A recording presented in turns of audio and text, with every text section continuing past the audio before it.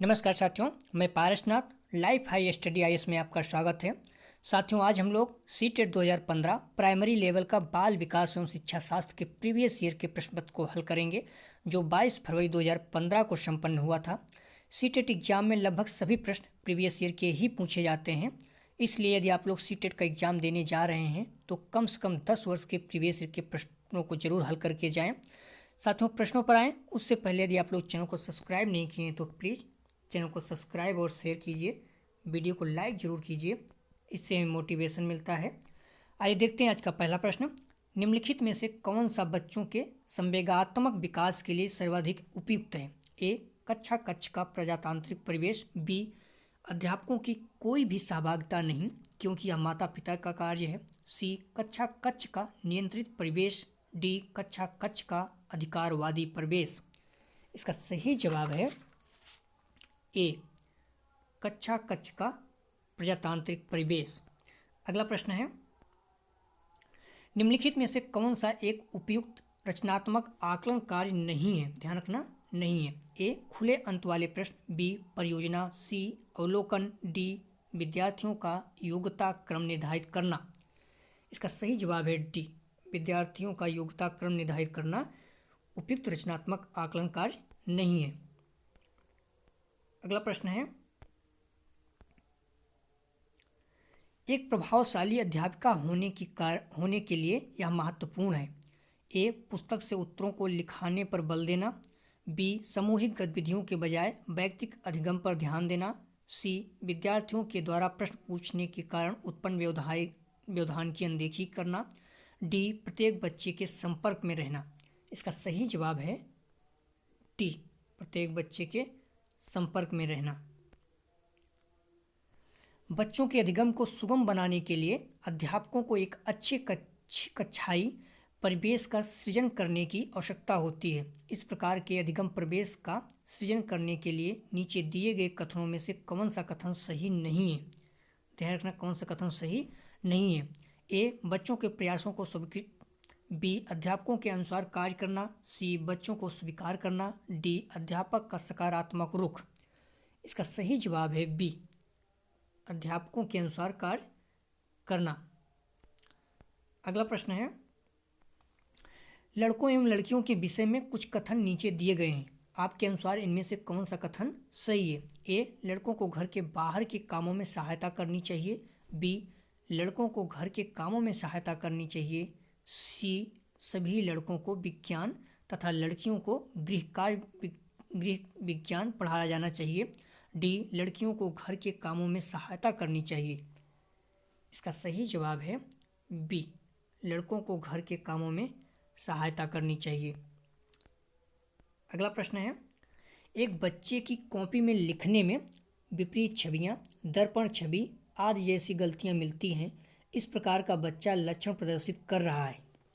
ए, अधिगम में असुविधा के। बी, अधिगम में असक्ता के। सी, अधिगम में कठिनाई के। डी, अधिगम में समस्या के। इसका सही जवाब है बी, अधिगम में अशक्ता के।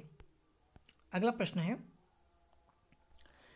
शिक्षार्थियों के ज्ञान अर्जन में सहायता करने के क्रम में अध्यापकों को किस पर ध्यान केंद्रित करना चाहिए? ए, सुनिश्चित करना कि शिक्षार्थी सब कुछ याद करते हैं।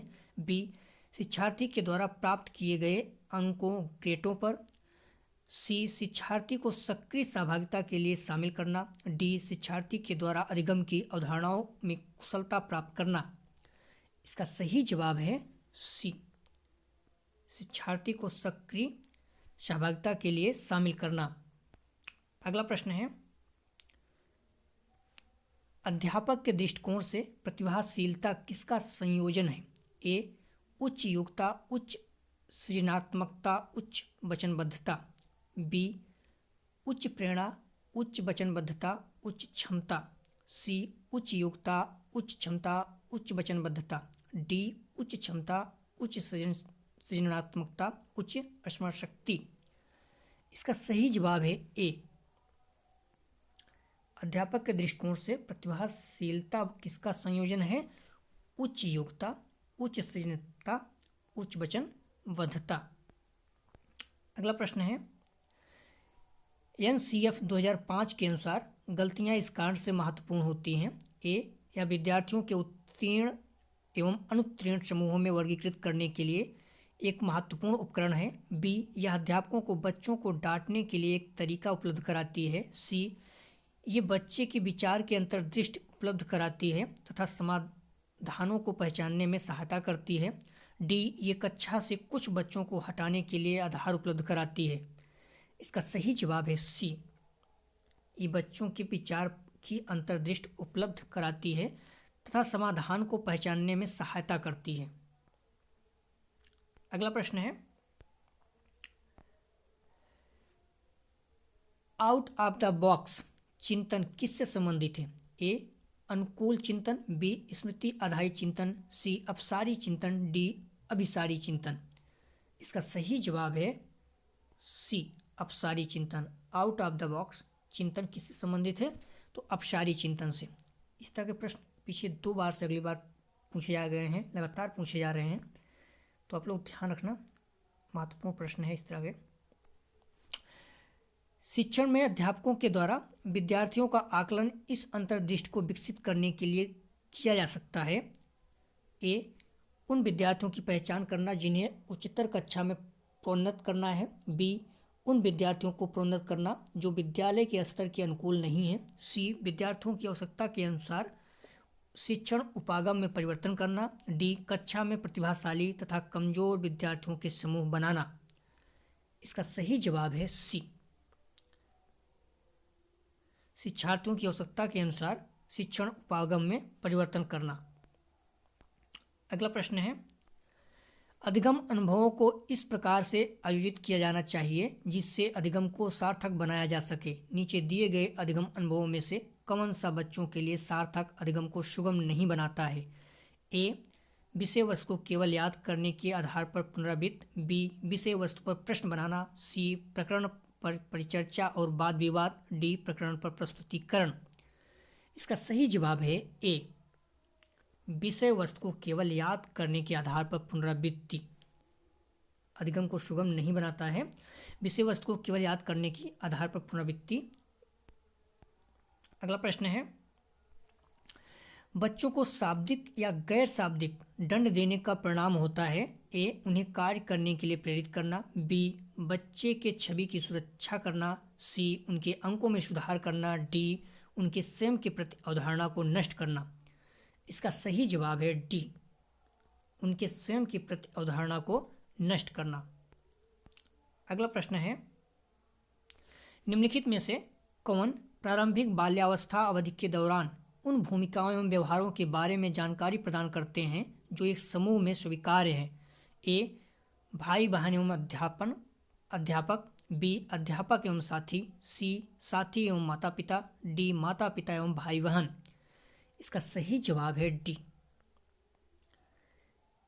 कौन सा प्रारंभिक बाल्यावस्था अवधि के दौरान उन भूमिकाओं एवं व्यवहार के बारे में जानकारी प्रदान करते हैं जो समूह में स्वीकार्य हैं? तो माता पिता एवं भाई बहन। अगला प्रश्न है, विद्यार्थियों को स्वच्छता के लिए प्रेरित करने हेतु उन स्वच्छता समिति का सदस्य बनाना प्रतिबिंबित करता है। ए, प्रेरणा के सामाजिक सांस्कृतिक संकल्पनाएं। बी, प्रेरणा का व्यवहारवादी उपागम। सी, प्रेरणा का मानवतावादी उपागम। डी, प्रेरणा का संज्ञानात्मक उपागम। इसका सही जवाब है ए, प्रेरणा की सामाजिक सांस्कृतिक संकल्पनाएं। अगला प्रश्न है,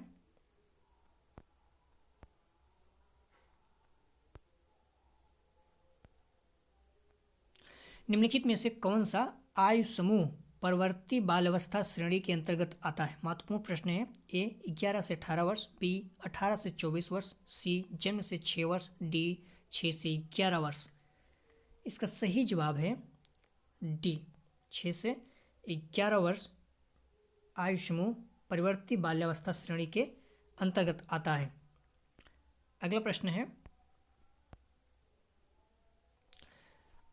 आर्जव तर्क देता है कि भाषा विकास व्यक्ति नैसर्गिक प्रवृत्ति से प्रभावित होता है जबकि सोनाली महसूस करती है कि यह परिवेश से प्रभावित होता है। आर्जव और सोनाली के बीच यह चर्चा किस विषय से संबंधित है? इस तरह के प्रश्न अक्सर पूछे जाते हैं।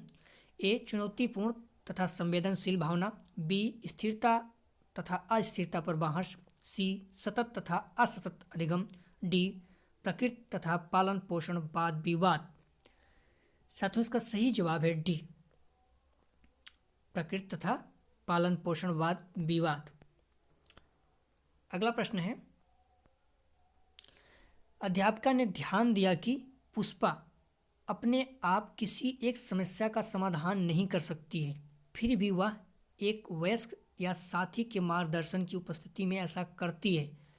इस मार्गदर्शन को कहते हैं ए पार्श्वकरण, बी पूर्व क्रियात्मक चिंतन, सी समीपस्थ विकास का क्षेत्र, डी सहारा देना। इसका सही जवाब है डी सहारा देना। अगला प्रश्न है, अध्यापिका ने एक कमेटी के प्रधान को सभापति के स्थान पर सभा अध्यक्ष लिखा। यह संकेत करता है कि अध्यापिका ए एक अधिक उपयुक्त परिभाषित शब्द का पालन करती है, बी भाषा पर अच्छा अधिकार रखती है, प्रयोग कर रही है, सी एक लिंग मुक्त भाषा का, डी लिंग पूर्वाग्रह से ग्रस्त है। इसका सही जवाब है सी एक लिंग मुक्त भाषा का। अध्यापिका ने कमेटी के प्रधान को सभापति के स्थान पर सभाध्यक्ष लिखा। यह संकेत देता है कि अध्यापिका एक लिंग मुक्त भाषा का। अगला प्रश्न है, सतत एवं व्यापक मूल्यांकन किस लिए आवश्यक है? ए शिक्षण के साथ प्रशिक्षण का तालमेल बैठाने के लिए, बी शिक्षा बोर्ड की जवाबदेही कम करने के लिए, सी जल्दी की जाने वाली गलतियों को सुधारना, डी या समझने के लिए कि अधिगम का किस प्रकार अवलोकन किया जाता है, दर्ज किया जाता है व सुधार किया जा सकता है। इसका सही जवाब है डी सतत एवं व्यापक मूल्यांकन किस लिए आवश्यक है? यह समझाने के लिए कि अधिगम का किस प्रकार अवलोकन किया जाता है, दर्ज किया जाता है व सुधार किया जा सकता है। अगला प्रश्न है,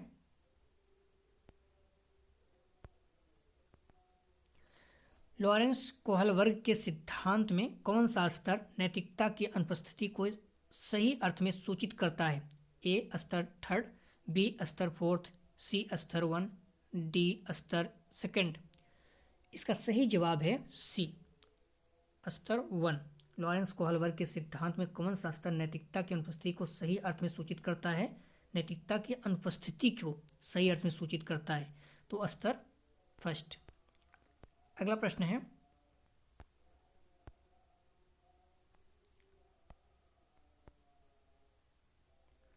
निम्नलिखित में कौन सा बच्चों के समाजीकरण की प्रगतिशील मॉडल के संदर्भ में सही नहीं है? ध्यान रखना, सही नहीं है।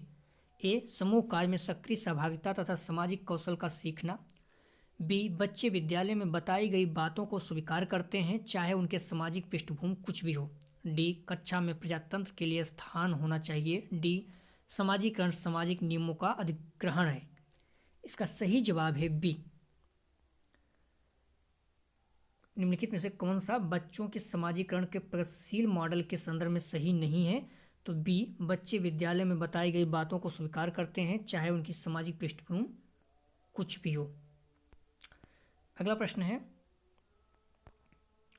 अधिगम में आकलन किस लिए आवश्यक है? ए ग्रेड एवं अंकों के लिए, बी जांच प्रशिक्षण के लिए, सी प्रेरणा के लिए, डी पृथक्करण और श्रेणीकरण के उद्देश्यों को प्रोत्साहन देने के लिए।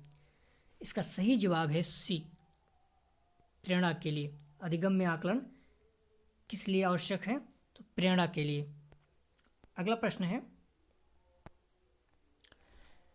प्रचलित योजनाओं में नई जानकारी जोड़ने को किस नाम से जाना जाता है? ए समायोजन, बी साम्य धारणा, सी आत्मसातकरण, डी संगठन। इसका सही जवाब है सी आत्मसातकरण। प्रचलित योजनाओं में नई जानकारी जोड़ने को किस नाम से जाना जाता है? आत्मसातकरण। अगला प्रश्न है, हम सभी अपनी बुद्धि, प्रेरणा, अभिरुचि आदि के संदर्भ में भिन्न होते हैं। यह सिद्धांत संबंधित है ए व्यक्तिगत भिन्नता से, बी बुद्धि के सिद्धांत से, सी वंशानुक्रम से, डी पर्यावरण से। इसका सही जवाब है ए व्यक्तिगत भिन्नता से।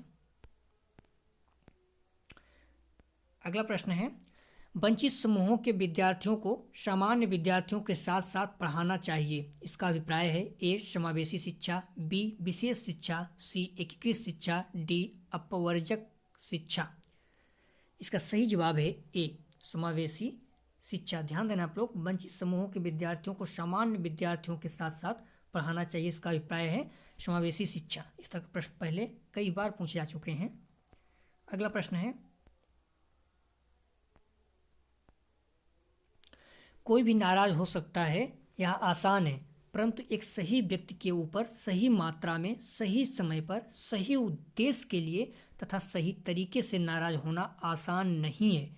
यह संबंधित है ए संवेगात्मक विकास से, बी सामाजिक विकास से, सी संज्ञानात्मक विकास से, डी शारीरिक विकास से।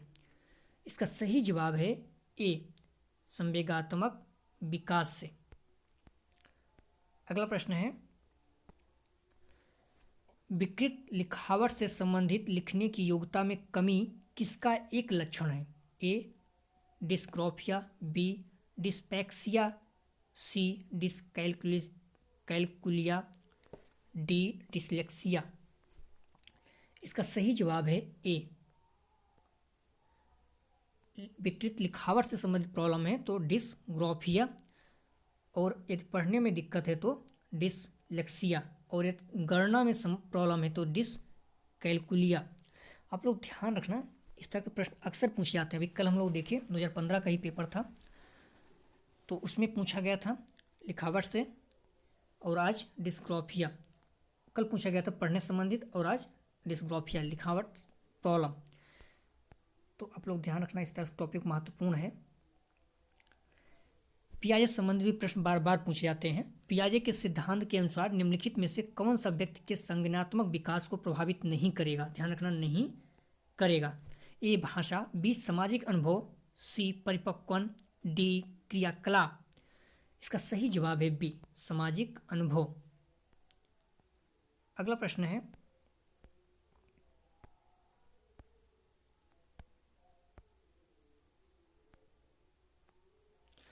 इनमें से कौन सा त्रितंत्री सिद्धांत में व्यवहारिक बुद्धि का अभिप्राय नहीं है? ए पर्यावरण का पुनर्निर्माण करना, बी केवल अपने विषय में व्यवहारिक रूप से विचार करना, सी इस प्रकार के पर्यावरण का चयन करना जिसमें आप सफल हो सकते हो, डी पर्यावरण के साथ अनुकूलन करना। इसका सही जवाब है बी कौन सा त्रितंत्री सिद्धांत में व्यवहारिकता बुद्धि का अभिप्राय नहीं है, तो केवल अपने विषय में व्यवहारिक रूप से विचार करना। साथियों, यह था 30 प्रश्न 22 फरवरी 2015 को संपन्न सीटेट का पेपर। यदि आप लोगों को पीडीएफ चाहिए, डिस्क्रिप्शन में दिए गए लिंक से जुड़कर आप लोग टेलीग्राम से पीडीएफ प्राप्त कर सकते हैं। वीडियो को ज़्यादा से ज़्यादा शेयर कीजिए। यदि आप लोग सब्सक्राइब नहीं किए तो प्लीज़ चैनल को सब्सक्राइब भी कीजिए। वीडियो देखने के लिए धन्यवाद साथियों।